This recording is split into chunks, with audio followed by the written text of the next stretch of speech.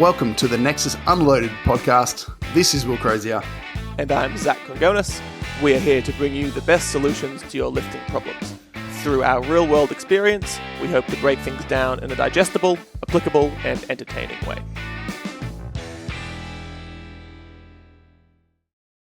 Aren't Zach you always the funny guy, I Zach? meant to When be. come up with these I've subjects. come incredibly unprepared today. Unprepared. Did you even know that we were doing this? I did. I forgot it was with you, though. I'll be completely honest. Who do you think it was? Some actual cool guest? I thought it was just Will. No. That's right. We're here now. That's important. That's important. I What think have you got for us, Zach? I've got nothing. I can't think of anything. I've been put on the spot. Oh, well, while you think about that, Maybe Talk about your comp. introduce him, Will. Yeah. People are like, who we'll the do fuck that, this dude? The guest? Yeah. Let's go down there. Who's this guy on the podcast? Yeah. So we'll give you like the shortest intro ever, but Denis has been a part of our team for a while now. 2 years. Way too long. He didn't have a clue. It's like I know it was a when while. your girlfriend I was like- asks, "How long have we been together? When's our anniversary?" It's like, More than a year? Will, Yeah. do you know the answer to that question? when's your Nearly anniversary? 10. Will? Nearly 10. Nah, what's the Well, date? what date is the anniversary? You're sweating? 17th of March. That's my birthday, you dumbass. You got September something. When are we getting married? Late in the year. See, I got all the dates. I've got it all. Will's got all the answers. Yeah, I only have to remember is one day. That one's. Your birthday, days. that's all you remember. Nah, When's your Mickey's birthday, Will? birthday is I only easy. know one phone number as well. I only know my phone number. I don't know anyone else. Why is Mickey's birthday? Because it's easy? Pearl. Oh, there you go. Mickey's Yeah, birthday St. is Pearl. Patrick's Day. Oh. Yeah, it's a really fun birthday for Mickey every year. She gets to hang around me and watch me lift. Yeah, it's my birthday and it's all about Will. Yeah. Yeah, it's fantastic. I remember the first Pearl. She just looked so sad.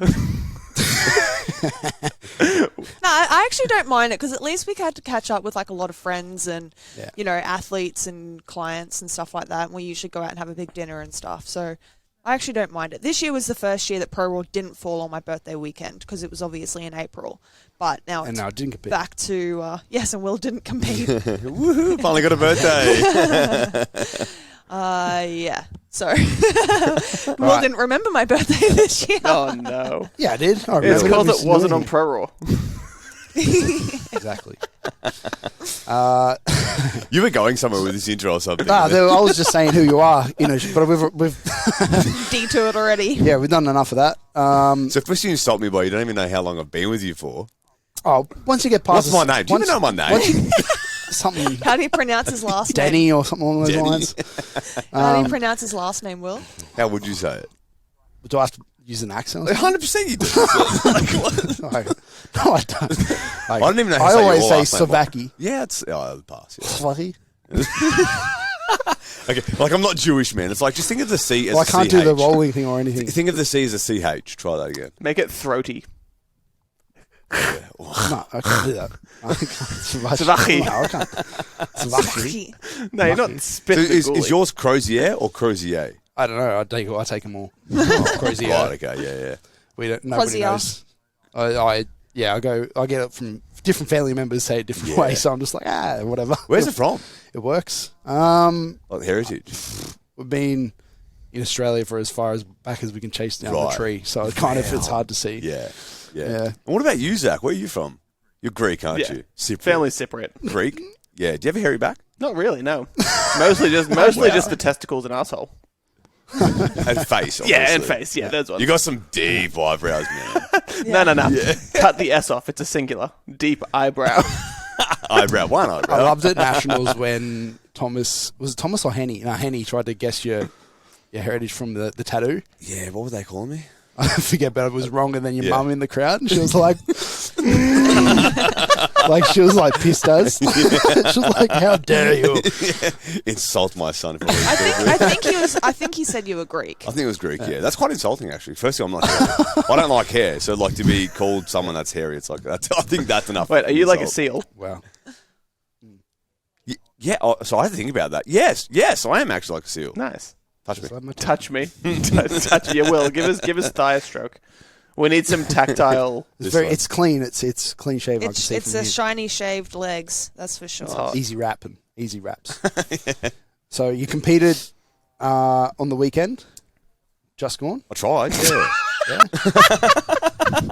Tried to go. Lifted some things. Yeah. How did it go? Fuck.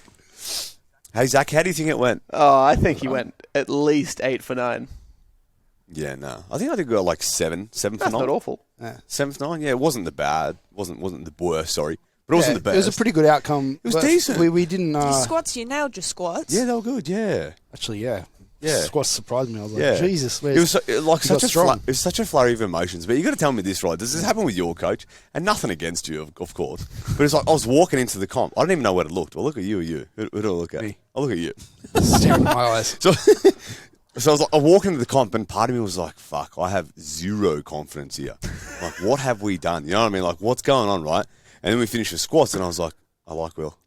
Will did a good job here." And then I was like, the bench, I'm like, what the fuck happened? I'm like, fuck, now I hate myself.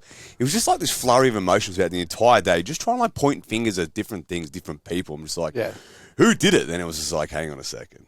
Yeah. It's fucking comp, you know what I mean? Yeah. I think Lots comps of ups and are downs. lots That's of ups and prep, downs. not just Yeah. the day. Yeah. That's prep. In fact, I think it's training as a whole. It also didn't help that Will had to leave after squats. Yeah, so Josh was like, hey man, Will's gone. And I was like, where? Did he hate me that much? but then I explained it. And I was like, oh yeah, fair enough. yeah. Yeah. But it was preps are never smooth. Like when people tell me they're like, oh, you know, when I'm teaching people in the mentorship, you know, you do a block of this and then you do a block of that. Every time we go through, I just have to explain to the people in the mentorship, like, hey, this isn't real life. Like in theory, this is how we're going to plan a prep. These are the principles that we're going to follow.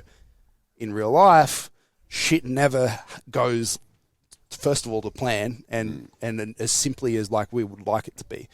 Like it just, life happens. Some people's lives are more hectic than others. We have like just general life stresses, financial stuff, relationship stuff, moving house, work, like so many things, like just injuries, niggles to work around, lots of different things, how much time people can put into it. Yeah. Lots of things that can affect what happens on a week-to-week basis. And yours was no different. We had a lot of ups and downs in prep. A lot of ups and downs. Yeah. And talk us through it. Yeah, there's a few things. I mean, I was talking to Josh just before, and it was like, you know, when you're in that prep, so first you're talking about like, you know, there's phases of prep and whatever else, you know. It's like, what, do we have to have a phase at the very end before the actual comp where it's like, I don't know, what do we call it, the sobering phase, where it's like, not the peak phase, I'm like the phase where it's like we purposely make things go to shit. You know, like, do we need to include that for people to realise that it's like, that's part of the process too? You know what I mean? I'm going to try that It's called next time, we need to go heavy and we need to do like a certain amount of work, right? Which is going to cause a certain amount of fatigue, which is going to so it's undeniable that things are going to go pear-shaped. But I was talking to Josh before, and it was like, you know, there's only a few boxes that you can tick. It's like, one of the boxes is, are you going in there and just doing your program? It's like, are you doing what's prescribed to? Yes, tick, cool. Are you looking after your sleep? Tick. Are you looking after your nutrition, hydration? Tick. Everything else, it's like, I mean, you can manage things, but you can't really like tick all those boxes because they're so variable on a day-to-day, weekly basis, you know? Yeah. Stress, work, all that kind of stuff, right? Yeah, so, well, I mean, like, most people have more consistent work than you. Yours is probably one of the more, like, up and down in terms of physical exertion on a day-to-day basis. It was like that last squat is like the last squat going into, I think it was just like an RP8 because it just sucked for like 2 weeks in a row. It was like the final chance to go and hit that top single squat. And I don't think I told you on the day, but I told you after, I think it was. But it was like I went to work that day, that morning, like, you know, 5 hours prior, and I had to go for like a 10K walk with like, you know, 20 kilos on my back. Yep. Like I can't just be like, yeah, sorry guys, I can't. You know, my job doesn't allow me to just be like, sorry, not today, I've got a comp, you know what I mean? Yeah. It's like I had to do that, and then I had to go and, you know, do the squat. And it was like, if I moved it back another day, it would have just thrown out the entire week. So it's shit like that. It was a little bit kind of like, yeah. Yeah, some days you're in front of the a computer all day, and some days you're doing 10K marches. Yeah. And some days you're like, so there's a massive fluctuation in terms of fatigue and just things on a day-to-day basis and a week-to-week basis, which makes the typical programming structure of, you know, like, because in a prep, it's all about consistency and predictability, as in, like, we want things as consistent as possible from nutrition, all those things you mentioned, from external stresses, so that we know basically if the program's working or not. So we do the program, we go, cool, you got stronger, let's keep doing that. And then we tweak things and make sure you keep getting stronger and keep getting better at the skill that we're headed towards. And ideally, nothing else fucks with that. It's just as clear a signal as possible. When you add noise and stuff to it, it just gets a little bit harder to read and harder to see where you're going, harder to work out what to change, what to tinker with, how to move forward. Yeah. And so, and when it is a prep like yours, where there is a lot of external stuff going on, it just, I wouldn't say a guessing game, but it's a little bit more of a guessing game. It's a little bit more of I think we're good this week. Work's looking clear on the schedule so far. So let's push it a little bit. And we can't do the typical make it super consistent as what I would usually suggest. Yeah. And that makes things, as I said before, the other thing I mentioned is predictability, because we're peaking. Like I want to be able to predict that on that day you're going to be as strong as you possibly can. That's literally the idea of peaking. Yeah. And when there's no consistency, very hard to have predictability. Yeah. I think another really cool thing that I probably learned in my prep was, do you remember we were talking about the hypertrophy exercises where there was some of the accessories that I was like, I can just push them too hard. Yeah. And it's like, as a result of that, they're just like, biting me in the ass in the days post, I think that was probably a really important thing. And I don't know, you tell me about your experiences, Zach, but so I had like a few accessories that were in the mix there, but it was like accessories that I loved, and I could just push them to the appropriate RPEs, of course, right? Just did what I was prescribed. And then they started to bite me, right? It's like, so I had like a Bulgarian, and it was like I'm holding like, 55s per hand. I'm doing like sets of 10, and it's like in 3 days' time. To proper failure, to proper RP 8, You're doing what you're meant to be doing. Yeah, whereas most people's Bulgarian split squats, if I program a 9, they're probably doing a 6. Yeah. Really. I have seen you call out a couple of your higher level athletes. I call out myself. Yeah. Really, yeah. Can squat 400, split squats 25s. Oh, I've seen it. I've seen it. I've seen... You do it. Nah, fuck off. I try. I just don't do them. Yeah. So it's just like the Bulgarians in, like, I think we had some RDLs, and I was RDLing maybe like, 20, 30 kilos shy of my actual deadlift. And I was like... Strong boy. Yeah, it was like they just worked, but it was like, what do you do in that case? Do you just strip people of accessories, or... Yeah. It's wild. Well, yeah, we've already talked about the plan forward and talked about, like, upping specificity and maybe just... not doing like a full SBD only powerlifter, Russian program type thing, but maybe just pushing those movements a little bit more, and just pulling back on the other stuff a bit much. Well, it'd be a unique circumstance because there's way less people like you than there is people who just sandbag the accessories. Yeah. So for the most part, making those concessions and adjustments isn't always necessary because people will auto-regulate themselves by just being a little bit of a soft cock. But by the sounds of it, you're a hard cock. Will definitely said that Denis is by far one of the hardest working clients that Will's got.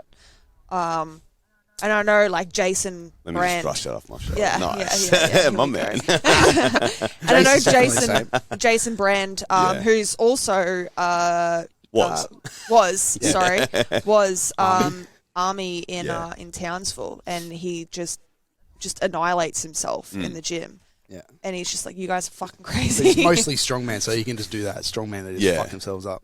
But I think the consideration there is really good for those people who probably have a bit more of a concurrent life. Yeah. Do you know what I mean? Like, although he just goes to Jason these days just goes to the beach every day, so he's fine as far as recovery goes. He's okay. Where it's like, for me, for example, like I've had an extensive time building aerobic capacity, just building capacity in general, mostly aerobically, but. And then it's like all these different facets of being in the Army, of especially being a physical training instructor in the Army. It's just like I've still got to maintain a decent degree of fitness. It's like someone wants to throw down on a 5K run. I've got to be able to throw it down. The minimum standard of the Army would be way above the standard that you need to do powerlifting. Oh, yeah, absolutely. You know what absolutely, I mean? Man. Yeah. So cardio is probably never a thing that's going to be added to your program. It's like I just get it by default of just going to work every day sort of thing. Yeah. Yeah. So it's a really interesting kind of way of dealing with strength. Because I see it now, and you probably see it too, Zach, because you spend a lot of time on social media. It's like, the word concurrent. It's everywhere. It's taken off. Are you smiling? It's definitely taken. Are you smiling? Bit of a trend at the moment. Yeah, for sure. What's that? Bit of a trend. Right, and it's like, I don't know what's going on. Firstly, almost everyone is pretty much concurrent, right? Unless you're in a fucking powerlifting block about to go to comp. Yeah, you're running at least two specific goals at once. You're either trying to gain muscle and gain strength, Right. or you're trying to, I don't know, build a bit more capacity, build muscle. Yeah. There's always things running side by side. It's always concurrent. It's like this biasing. And this term of concurrent is now it's just being a little bit muddied now because people are now assuming that it's like it means more cardio maybe. It means more conditioning, but it's like, yo, you guys don't understand. It's like more conditioning, you end up like me. Just shit at powerlifting.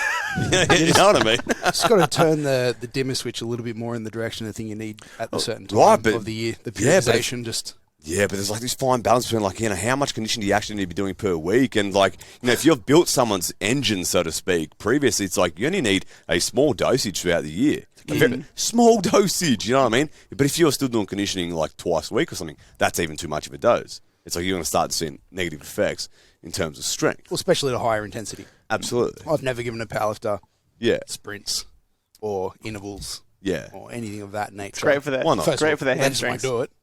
Yeah. Great for hamstring strength and Zach knows all about that. reliability. But I mean, going back to the point that you made about everyone's using that as a buzzword, it's like people are mistaking concurrent training for just being shit at everything. Right. They're thinking that, okay, I'm going to be a concurrent athlete, so I'm going to put every single thing into the program all at once and try and do all of it. And then they just end up, as you said, shit at the majority of the things, besides the thing that they've already built the engine towards. Like you said, maintenance volume is pitiful towards any fitness quality. So you have someone who's really fucking good at powerlifting, and they decide to run 3Ks, it's like they can get away with doing 2 squats a week and still probably not being awful. Whereas you have a new athlete or someone who's never really trained before, you can't just throw actually, I will see that because you can throw every quality at them. More like an intermediate, someone who's almost half decent at something. Yeah. They can't just do everything. Beginners can do what the fuck they want. Yeah. And it's like, I almost feel like now that, the word concurrent Gen Pop is just going to be molded into one. It's like Gen Pop is concurrent is Gen Pop. It's like, I don't even understand what's going on anymore because I just think the whole conditioning thing that's coming about, and it's just emerging, and it's just like, guys, it's not the hype. It's like, you want to be strong. Like, don't think about that. Don't even worry about that. Do you know what I mean? Like, I'm sure there's benefits. Like, there's added benefits, right, doing aerobic training. We all know that, like, right? But it's like, the dosage just needs to be small. Or it's just like, do it in an off-season sort of thing, build your engine, and then it's just like, just fucking rip that away and just microdose it on a weekly basis. That's all you need. Otherwise, you're just going to fucking run into roadblocks like I am. So what conditioning would you give a powerlifter that's currently far away from comp, 6 months from comp? Yeah, it's an interesting one because I've got a few clients that are just like at various different stages of, firstly, powerlifting and army life and demand. You know what I mean? So like if they're preparing to say go out field or go out bush, or they've got some sort of course they need to get physical for, they'll get a little bit more dosage of conditioning, right? Generally speaking, like asking like from a micro dosage perspective, like the minimum sort of person thing. who's their main goal is powerlifting, and they are 6 months out from a comp, and you've determined that maybe that quality is potentially lacking. Yeah. Extensive work. And what I mean by extensive work is not intensive work. And so it's like, we're not talking sprints, we're talking extensive. And it bouts between 45 to, say, 180 seconds sort of thing. That sort of stuff, right? Not long, slow, continuous stuff. Long, slow. You know how like a lot of people are like, oh, jump on the rail 20 minutes to do that. I get it. I like that. It's really good.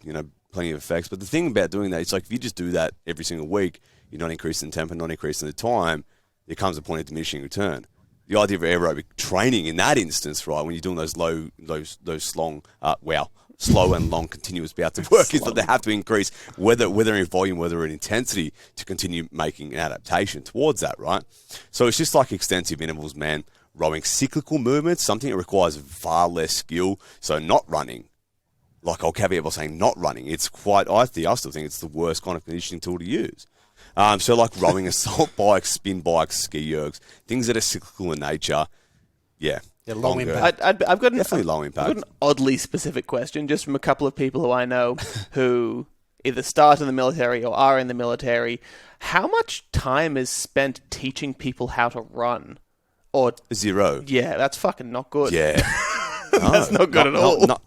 No, it's not, because it's like, when you're training at those long aerobic efforts, it's like the skill of what you're doing there needs to be at a higher level. It's such because if it's not at a higher level, you're going to start to occlude muscles that you don't want to be occluding. And remember, they're also doing it in steel cap boots.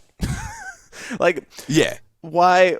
I remember when I went through recruit school for the Navy, it was like half the people are out on shin splints. Yeah. Like literally half the people by 6 weeks in. Still the case. Yeah. And it's just like, what are we doing? Isn't that something to identify and fix? Like, is it? Nah, you got to condition them mentally, man. Fuck them up. No, there's too many different kind of caveats there. It's like, they spend a lot of time marching. Yep. Yeah. And just like marching around with like these 2.5 kilo fucking boots on, man. It does enough, you know what I mean? Like, and the heel thing, it's like, the ankle coverage, it's quite high. Yeah. Your tibia can't even move forwards or backwards, man. It's just stuck. Should hit him with some gate mechanics. Perhaps. Go up to the... Perhaps. Hit him up, go straight to the top. Like, Just get everyone... Get the foot model out. Yeah. Just be like, see? What are we doing here, mate? You got to pronate. Pronate, yeah. Just make them all We square. might hire Angus Bradley. Yeah. Angus, come in, bring his foot model. Love it. Yeah, so like, sending someone on a nice little HR, 2 sort of jog, it's like, no, absolutely not. A powerlifter sucks at moving as it is, let alone going for a jog that's high skill. Were you It's trying like- to say that Will can't run? You couldn't run. Could you run? I can waddle fast. It'd be like the arms would match the leg movement. So right leg forward, right arm forward to minimize rotation. That's it. Yeah, it wouldn't be fast. Yeah. How do you guys program conditioning for your athletes? Well, I liked what you said about progression. Usually, what I'll do is give people the boring option, which is the lower, slower type approach. We'll set a heart rate, and then that naturally, if you're sticking to a heart rate, and as you get fitter, that naturally, obviously, you have to go a little bit harder. And what kind of exercise would you use for that? Stuff you said. So usually a spin bike or an echo bike or something. Yeah. Elliptical. Elliptical's cool, nice and Anything simple. like that. Yeah. Personally, I don't use treadmill and stuff because when I do that boring cardio, I want to distract myself. So usually I'm watching random videos or whatever, and treadmills, you just fall off. You just get too into it, and then all of a sudden you're on your ass. So yeah, I usually stick to a bike or something where I can be completely off with the fairies. Not just fucking watching the counter, just go like, God damn it. Yeah. We literally have a 65-inch TV downstairs underneath the house So you with could the do bike that. in front of it. Jesus. Where Will connects his Yeah. laptop, watches gaming stuff, Yeah. and Watch just random YouTube Just videos. people on like random make crap. horseshoes and shit like that. Just, That's Will's YouTube whatever, history. Whatever. Just random the next, shit. Yeah. Just learn about. You've been Just watching the most mountain stupid climbing shit. stuff lately? We watched a little bit of that mountain climbing stuff. Came up in my YouTube suggested, went down that road. Yeah, I just follow the YouTube algorithm. How long It do tells me you sit on a spin bike for? at half an hour at a time. Yeah. Like it's not. I can't go longer. I'm just like, this is so fucking And like boring. just like a low heart rate. 120 to 140 is usually my recommendation. And how do you progress it? 130. You just you get a little bit fitter and you get a little bit longer over time, maybe. Yeah. But usually More frequency. more frequency throughout the week. So start like off most with of the 1 or time. 2 and then go to 3-ish on off days. Yeah, But 3. then- off days is usually like kind of what I tell people. Also, if I just jam myself in there, when you said, Dennis, what kind of conditioning you do for powerlifters, between all of my clients, I progression wouldn't isn't call much. it conditioning. It's just health and general aerobic maintenance. I think there's very few people who've said to me, "Hey, man, I'm sweaty having sex, or I can't walk upstairs." It's not like, cool, let's go and actually get a progressible plan. It's like, sweet, let's just bring your health or your aerobic system up to the point where you're like a reasonable human. Then they're kind of done with it. Yeah, I think We you're do overestimating have- powerlifters here. When you say progression, I mean like doing anything is progression. Yeah. We do also put in like circuit sessions and stuff like that as Yeah, well. I'll trick them into it. Just give them the Only carrot. because And if someone's saying they hate like the idea of 15 to 30 minutes on a elliptical or something like that, then like I've seen Josh doing his carries down the fucking thing, and like we used to have the sled in here. Someone killed the sled, so the sled's gone. But like we did do different went missing? circuits. No, someone just had broke. busted its tire. Yeah, those kind of circuits are really good. Low skill, continuous, variable.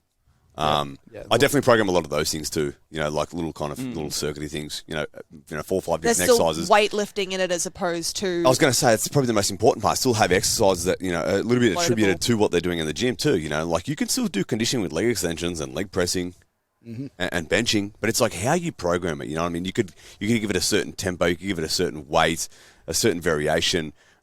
Because I feel like, you know, if you're just giving people conditioning for the sake of general health, it's like, well, at what point do you just go, okay, you've reached general health, we no longer need to focus on it? At what point? When well, generally, they have an objective marker that they want improved, or blood work, essentially. Like, if you look at someone's blood work and it's like, you're going to die soon, then when they're out of... resting heart Are rate. they that bad? Depending Blood pressure, on the person. resting heart rate, that sort of But stuff. so, yeah. Well, I mean, you're talking about people, especially in the untested world, that are abnormally large. Yeah. Like, a human shouldn't be I'm working 120 with kilos men- of lean mass. I'm working with men that are 180 kilos. Maybe more Like- people should be that. One of the fittest guys that I was working with for a while was Colm, and he was 165 kilos. Yeah. And he was doing 5 to 10 kilometer hikes, like trail hikes through New Zealand, because obviously it's where New Zealand does a lot of that sort of stuff. But obviously, as a strongman, you know, he needed to be conditioned, and he identified he had static strength. Like the dude pulled 400. You know what I mean? Like he had the strength there.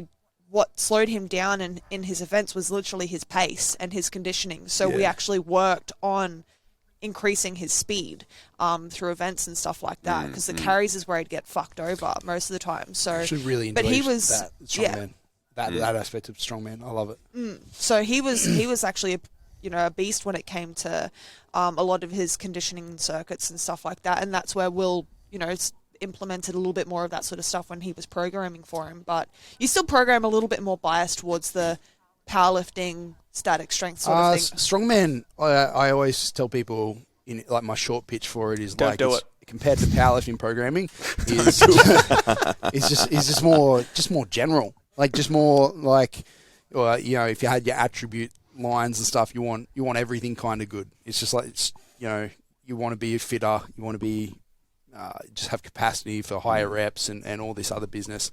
Whereas powerlifting is literally like just good at one fucking thing, and if everything else goes to shit, it's not ideal, but it's not the end of the world. Yeah, it's totally you know what I okay, mean? really. Like our mobility doesn't have to be great. I can give you many examples of that. Or like again with fitness and stuff, like the fitness threshold to be a good powerlifter is quite low. Yeah. He's ridiculous. And there's also like a point of diminishing return too, where it's like you're trying to increase that fitness threshold. Their strength threshold is going to also stagnate at some point. It's like I don't really deal with too many guys that are untested. Predominantly the guys are tested and are all in the army. Not all of them, but most of them are in the army. It's like they still need to maintain physical capacities, right? And they also need to improve on those physical capacities because they need to get better and better and better. I actually like. It's good that they're kind of kept to it because it makes them do it. You know what I mean? Absolutely, man. So, but I'm just noticing like really, really good trends where conditioning can be implemented to a pretty decent level, progressive in nature, where it's not just like general strength, a general health. It's a lot more, but strength is still also increasing. And have you noticed an outcome like this? You get returns on the strength side from that? On both, absolutely. Like return on strength as a result of the conditioning. Yes, absolutely. Yeah. How do you know? I measure that. This is just their feedback. Isn't like I feel less fucked doing this amount of work, or I can recover better between sets. Blah blah blah. It's the recovery, not between sets, but between like blocks. Like over a period of blocks, it's like just can tolerate more volume, can do more work, get more strongs. The fact that they can do more work means that they're covering better. So I think that's kind of the only metric that I need to really be looking at. So you can even have just not a degradation in the skill that you're looking for. Like if you have a quantifiable rate of progression, then you add in another attribute or skill quality, and the rate of progression doesn't slow down, then it's like fucking winner chicken dinner. You've got a little bit more of something else, and this one hasn't gone to shit.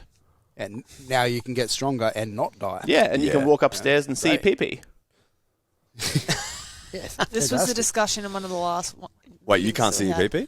No, Zach keeps bringing up peepees. Nah, it's like there's a body weight, like every so many kilos that you lose, you gain an inch of PP. No way. Then you see you in 10 weeks, you're like 2% body fat. It's like, yes! Finally, man, I can see it. What were you going to say? You were going to say something on the podcast before? Oh yeah, I was just saying Zach brings up peepees a lot. That's all. Oh, right, Yeah, I do. okay, yeah. Obsession. Yeah, yeah. Brings I'd like to up say let's- aficionado, Willies. not obsession. It makes it sound creepy. Yeah, true. A connoisseur. Connoisseur of pee-pee. Fucking hell. Let's talk about like let's buy into the army thing a bit more. So, give us the real quick scoop of what you do, because like I know what a PTI does, but Yeah, sweet, man. So if you you join the army, you go to recruit school, and when you get there and you see me in this really short, really tight red shorts. Nice. Yeah.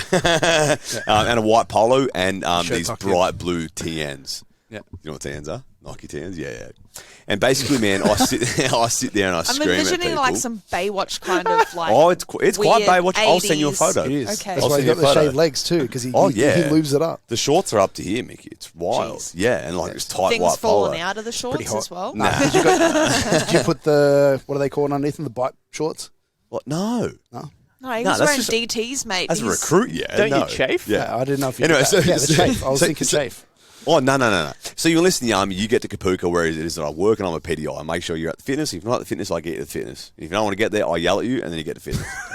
There's a lot of yelling. That's my job, physical training instructor in the Australian Army. But it's not actually that bad. We actually facilitate a lot of different types of training, from strength to running to conditioning specifically to a lot of swimming, a lot of pack marching and stuff like that too. So, How yeah. frequently do you make people cry? I don't, yeah. I could just see you Yeah. like you. No, it's a you'd be different someone- job. It's a different Why do you job. think I'm such an arsehole? I'm actually, I'm Just- probably I'd the be- nicest guy that you'll meet there. Really? 100%. I could just imagine this Call him PTI out. being like, "Get up, you piece of Yeah, shit! nah. Stop being a pussy." Nah, it doesn't work like that. No. It was back in the day. I don't When make Will people was in cry. there, maybe. Yeah. That's why Will got Did out. you cry? A little bit. Yeah. It's like, what was the more fuck is your homesick. neck? No, Will was the guy that used to get in trouble for not shaving because he had to. Right. Oh, Will, because I just didn't shave. yes, well, you still don't Yeah. shave. Will only shaves his face when he goes to get his hair cut. Barber. Yeah, so the barber clips his doesn't The beard. full experience. Do you get like the Once a cut for month. Rather? No, Rather. God, Mike no. Tyson. It's not worth it. I can't tell. Are you that lazy or? Yes. It just doesn't grow fast Don't enough for say me to bother. Oh, really? Yeah, it's Yeah, he has just super bum duper fluff. duper slow. I love so it when he just- grows it I just out. make the barber do it once a month, and it's just Yeah, wow. easy. The boys were trying to, as we were opening this gym, so it was like from September onwards, the boys were trying to encourage him to grow his beard and become one of the beard boys. And it wasn't until March, so from like September until March, that he actually shaved his face. And obviously, like March weekend is when he proposed to me, so I think he was trying to clean himself up a little. I fucking hate the beard. I love it. It is disgusting. photo? He looks like a He peach. looks like an Amish person. It's not a good beard. Oh, He Jeez, you looks don't like want- an you don't even want the Amish photo. An person. Amish. Like the Yeah, it's whole. got the neck beard. Oh, is that it? Yeah. I can Yeah, see he doesn't that's get what any got, yeah. cheek. Yeah. No cheek. That So when he sucks. was in the Navy, he used to get in. He told me he used to get in shit because, like, he would never shave his face, and they're like, "Oh, did your dad not teach you how to shave, boy?" Like, he's like, Yeah. "No, yeah. I never had to actually, shave." Oh, God forbid you don't shave. You can get like some serious reprimands from that. Yeah. Absolutely. Well, I did once. But Mickey's talking about when I first got into. I was Yeah. like 18, and I just literally hadn't shaved Yeah. ever. Dad, And it was- Dad never they taught were me like- how to shave. yeah, and they were like, "You got to shave." I'm like, "What are you talking about?" No. I don't know how to do that. Yeah. Oh, the worst part is like when you get given time to shave in the morning. Get like 3 seconds. You get fuck all time. You get like around about 10 minutes to make your bed, get changed, hook it down the hallways, have a shave, and all that kind of stuff. And it's like people are always coming out just like busted up faces, just like blood pissing out. Yeah. They'll rock up because PT is always the first thing in the morning. Like the amount of times that they kind of rock up and they've got like little tissues all across their face because they've just butchered themselves with shaving in like 30 seconds. Yeah, Yeah, I get it. Yeah, Good times. yeah, bringing back some traumatic memories there. yeah. Nah, good times. No, it was alright. It wasn't that bad. I just treated it as a game.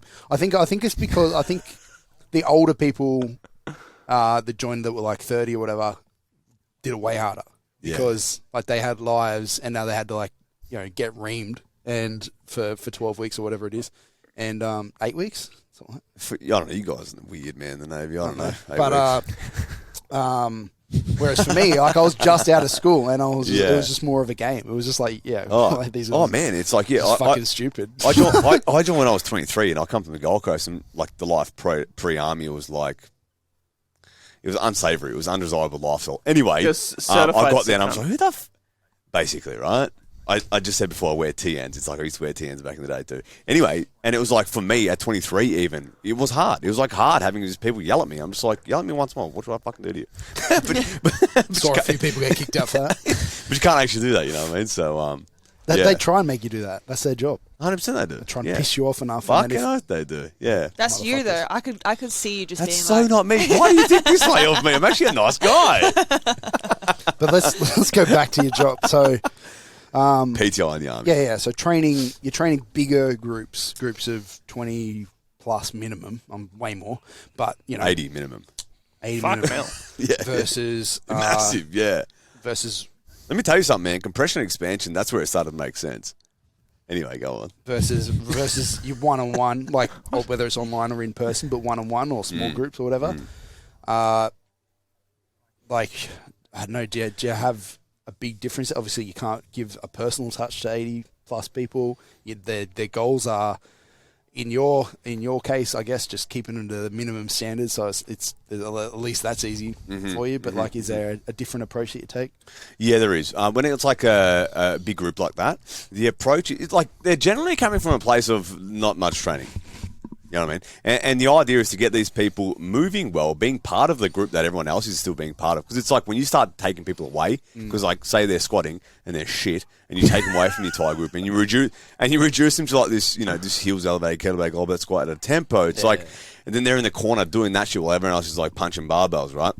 That can start to have like detrimental effects to them psychologically. They're just like, fuck, I don't belong anymore. I'm not good enough, right? So you can do so. It's like the idea is to get people, remove them, fix them, show them, put them back in there to get them moving straight away. Like, so the difference is the fixes. It's like there's no like time to tinker around with certain things. It's like there's like a handful of things that you always resort to in terms of like fixing someone's movement pattern. For example, if we're lifting, right, to get them back in there, because all we want to do is establish this mindset for them that they can do it. That they can move, that they can do it, they can get stronger and progress, and it's not actually as daunting as what it is. Whereas on a personal level, man, it's like you can take weeks to like, you can just go through a bit of a slower process. You know what I mean? Yeah. Give them a block of like FFEs, contralateral editing. Give them a block of like you can just like progress it. Whereas this, it's like much slower. Yeah. This is like quick, purpose. big fixes, and that's what I said before. I'm like, the compression expansion model. I don't even know if guys want to talk about that, but that's where shit kind of really helps. You know what I mean? Because you see these people. And you just go, boom, and it's like you just see movements, you give them, things and you put them back in there. But you expand the compressed bits and compress the expanded bits and set them on their way. My man. And it just works. Yeah. Do you go to, like, cause obviously group training, maybe not 80 plus, but like bigger groups is a relatively common training system in the fitness industry at like F45s or things like that. Did you go and see them and you're like doing it all wrong? Like, oh man, you know what I mean? Yeah, I definitely think that people kind of have, just like, because I love that you're focused on psychology there. Like, I love that viewpoint because usually it wouldn't. I don't think any group instructors. Oh, this is the thing, man. Like, so what I was saying before is like, when they rock up, so Zach, it's like, they come to PT, say we're doing strength, anywhere between 80 to 120 of them will be formed up in front of me. I'll come and I'll address them, you know what I mean? And it's like, once I've addressed them, I command all of them, right? And then PTIs, right? And then it's like if I say like bend over, touch your left pinky, it's like they will do that. Do you know what I mean? It doesn't matter what I say, they will fucking bend do it. Bend over right? and touch your toes. I love how that's the example that you went to. I walk in, I command the room, bend over. Exactly, right? So when it comes from a psychology perspective, Will, it's like, if I get there and I start yelling at them and I make them move really, really fast, it's like straight away they're feeling a little bit more like, in survival mode. And it's like, what happens to fucking movement as a result of that? It's like muscular tenacity just increases. So then they now suck at moving. So from a psychological perspective, it plays a massive role in dealing with bigger groups like that. It's like the music needs to be appropriate when they get there. We need to have appropriate demeanor when they get there. When we talk to them, we need to have appropriate demeanor, because it's like I'm a corporate. It's like this recruit looks at me as like I'm a fucking god. You know what I mean? Honestly, it's wild, man. And it's like, if I talk to them like I am a corporal and I just command and demand things of them, then they'll just be like, yes.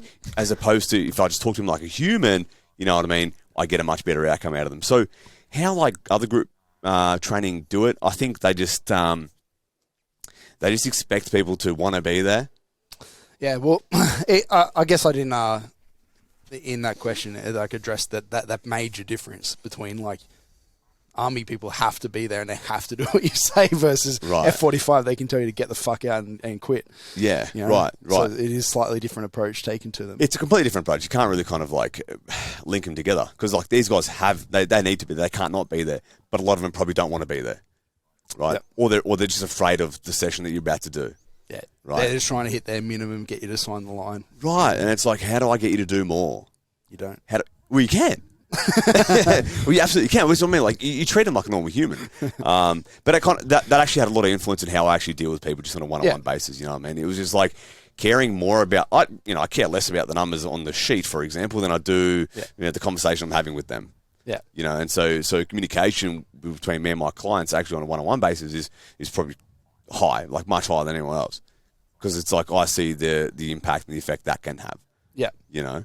Yeah, I was about to ask before if it was more the other way. So I expected maybe, some of the army traits to potentially leak over into your other world and go like just like the being commanding, right? Demanding, commanding. Yeah. You can't fucking sign something up online and then be like, hey man, do this, and then just be that direct. You can't. Nah. So not at all. You have to like switch hats, I guess. I used to want to switch hats, but now I don't switch hats. I just remain the hat that I am, Denis, as Robo S&C. That's the guy. So it's like I go to work as a PTI. I'm Denis from Robo, right? Like that's who I am. Yeah. The whole demanding thing, nah, not cool. Can you imagine, Zach? You just like I don't know. How do you go about it, man? Like if someone's just not listening to you, what do you do? If you feel like someone's just taking the piss out of your program. Depends on the reason why. If it's like just a general lack of interest and they don't want to be there, I'll generally just say, hey, you don't have to be here.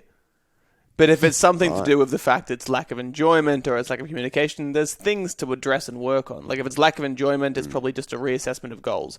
But for me, I'm generally, I am not a very confrontational person in the slightest. So that command side isn't really there. So for me, Mickey's really, like, fuck that, really fuck that guy. Yeah. But so for me, it's more so cool. How do we find a way? I have no problem with confrontation. Yeah, you do not at all. It's how do I find a way to get the best out of this person without having to go through that confrontational route? And in some cases, it's honestly just being honest and saying, mate, if you don't want to fucking do it, you can just leave. Yeah. For me, I think that it's. I even find that to be a little bit too confrontational. Yeah, well, yeah, it can be. Yeah, it's usually not as direct, but yeah, like it's. I think usually for me, if I think about that, it's most people have come to you to achieve a goal. You would hope so. They're paying you money to achieve a goal, and so it's not like they're just not doing it because they don't want to, because they wouldn't be paying you. So for me, it's always like trying to reiterate like why this is important to get to your goal. So if it is a split squat, which a lot of people fucking hate, you clearly don't, then and they just don't want to do it, then it'll be like, hey, this is going to help you towards your goal of squatting more because of X, Y, Z. Yeah. And then they're like, oh, actually, that makes a lot of sense. Now I'm going to do it. Yeah. You know what I mean? Whereas if I just go like, hey, here's a split squat, and then they're like, I fucking hate you. Yeah. Man, it's the same thing. I have the same conversation when people ask me about like fruits and veggies, right? I fucking don't want to eat that many veggies. I don't eat vegetables. I'm a fussy eater. Oh my God, the amount of times I've heard that in the last month. I'm a fussy eater. I don't eat vegetables. I'm like, no, you're lazy. There's a difference. You will eat vegetables when you understand why they're so important to you. And then when you start doing that and you start to see the benefits that these properties are going to bring to you, you'll want to continue to repeat that behavior. So it's the same thing with your programming. You understand why that is thrown in there. You see the benefits that exercise is bringing to you. You're going to want to continue to repeat the behavior, or exert more effort in that thing that's actually giving you the results. But you're also So- not, if someone says, I'm a fussy eater, I don't like vegetables, you're not then in the next breath standing over them feeding broccoli down their throat via a tube. It's like... Oh, no, yeah, I'm finding ways I Yeah. can throw the broccoli in there, though. I That's say the to them, middle ground. Yeah. this is the difference between the directness that I have, though. And I would just say, if you're going to act like a child and not eat your fruits and vegetables, I'm going to treat you like a child and hide them in your food, just like your mum and dad did when you were 6 years old. So that's just the directness that I have. I'm Yeah. like, if you're going to act like a child, I'm going to treat you like a child. Yeah. And you're going to thank me later. You may hate me right now, but I'm okay with that because you're paying me to get you the help and the support that you need. Yeah. And obviously, I have an empathetic and compassionate side to the way that I communicate with people as well. But sometimes I have no issue when you asked about like when people aren't following through with things, how you approach that. I have no issue with just saying like, this is why you need to do that thing, and this is what it's going to do for you. Yeah. It's just There's also the when personal you have to say responsibility that. side. Like, I'm very much of a mind that I'm their coach, not their parent. If they really don't want to do something, I'll find a workaround. Yeah. Once you've explained... your last it's like, thing. hey, look, this is the reason why. The result will be there. If you put in the effort and you understand the process, it'll happen. If they're still very resistant, it's like, cool. I'm not your fucking dad. You're paying me to get you to lift weights and get a bit better.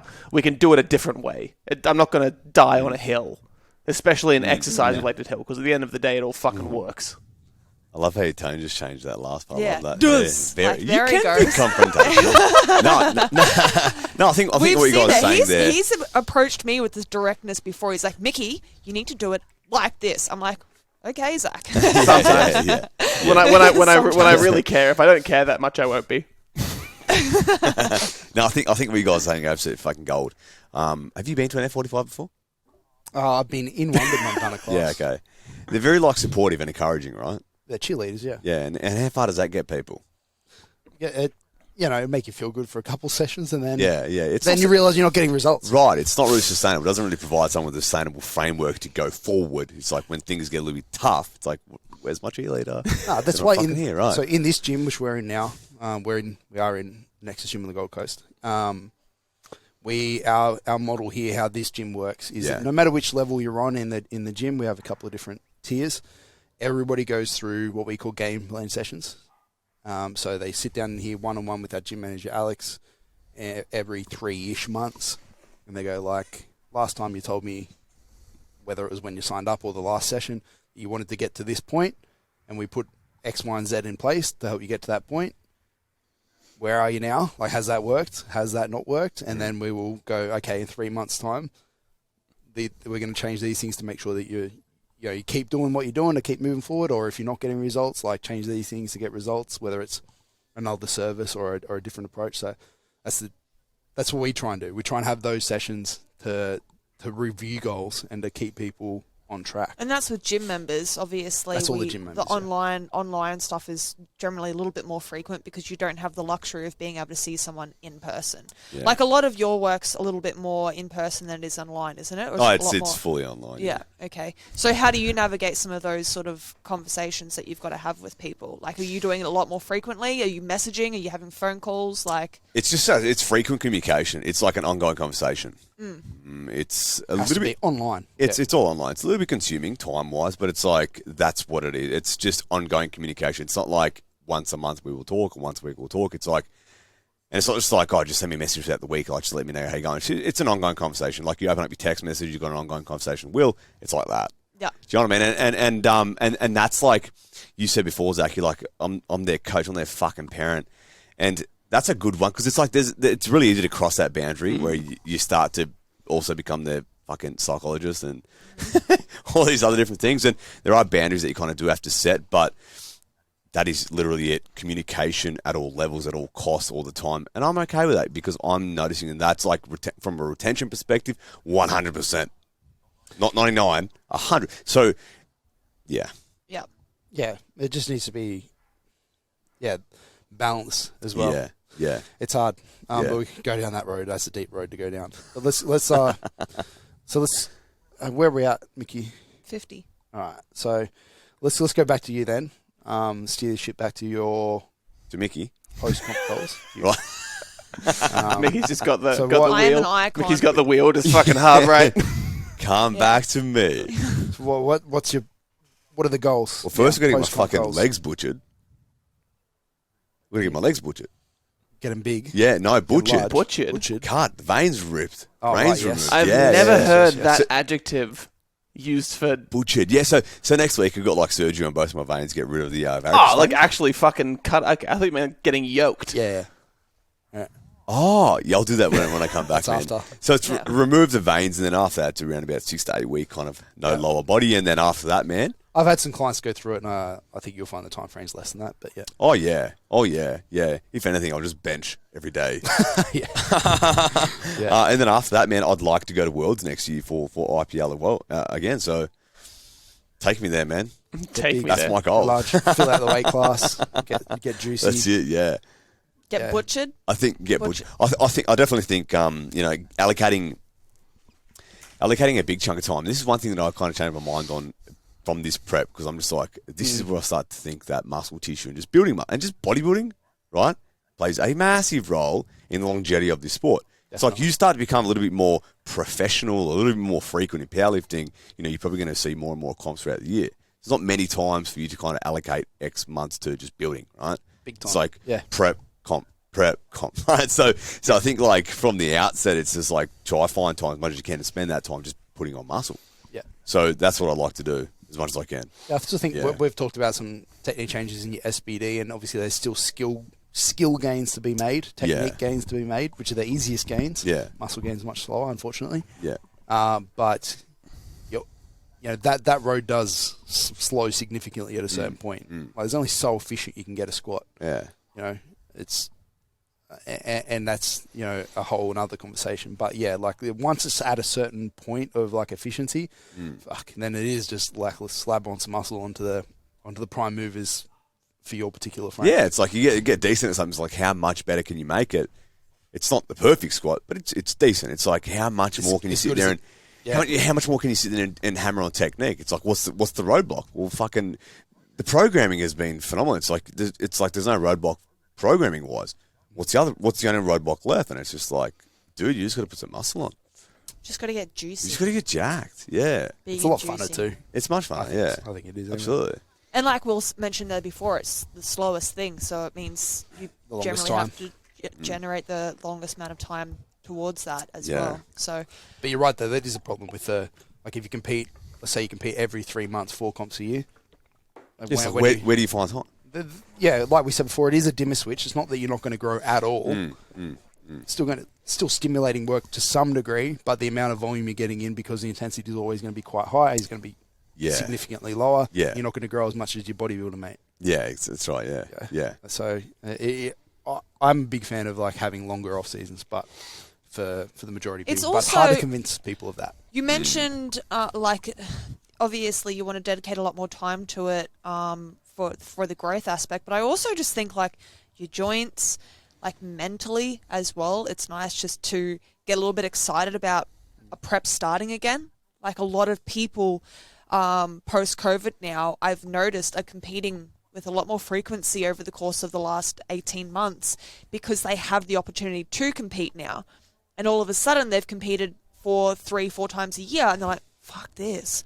I'm kind of over it. I don't want to do it anymore. Yeah. And it's like because you've not taken your time, put on the tissue, grown the mass, address the technique, any of that sort of stuff, like you've just experienced major burnout because you've not been able to do it for a long period of time as well. So, like, how many times have you competed this year?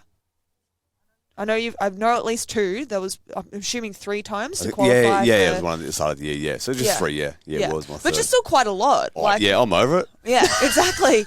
Exactly. So I can imagine Yeah. next year you're probably not looking to do anything until, World, yeah, this time Yeah. next year. Yeah, absolutely. and how you qualify for that as well. It's looking at those sort of, Already qualified. oh, you have. Thanks, Mickey. Oh, elitist. Here we go.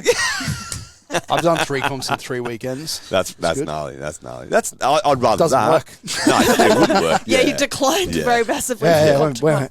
each comp the lifts were a lot less. Yeah. went But backwards. like you said, it's like good luck trying to get people to buy into that.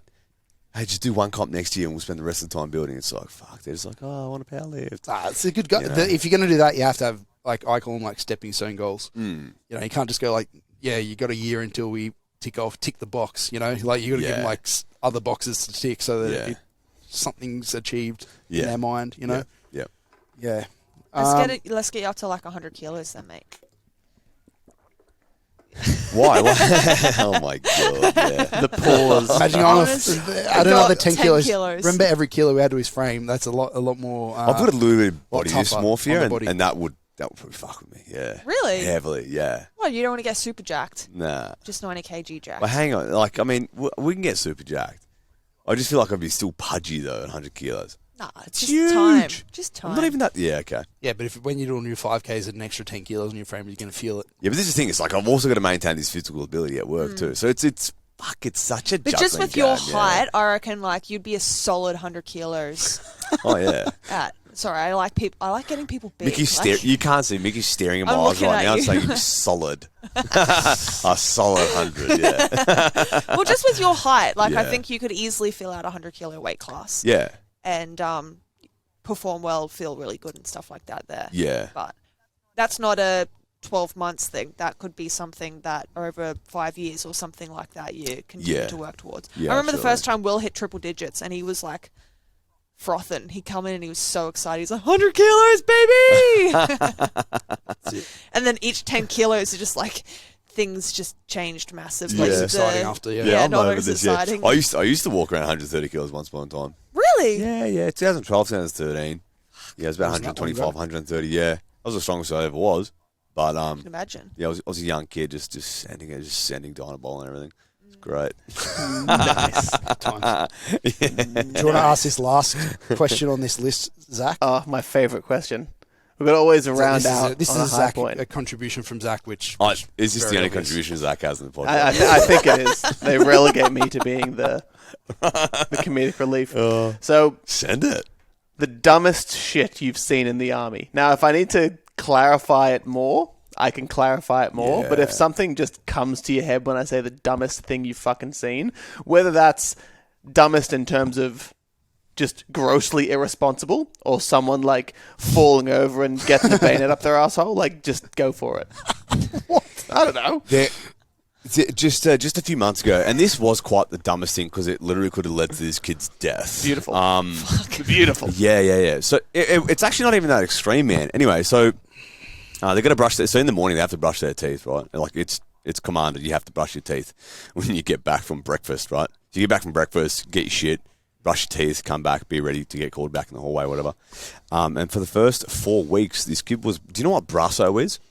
yes, yeah, You know what brasso is? So brasso is like just a metal polish, and it comes in like a toothpaste tube thing, right? It looks very similar to the Colgate one. That's in gold, right?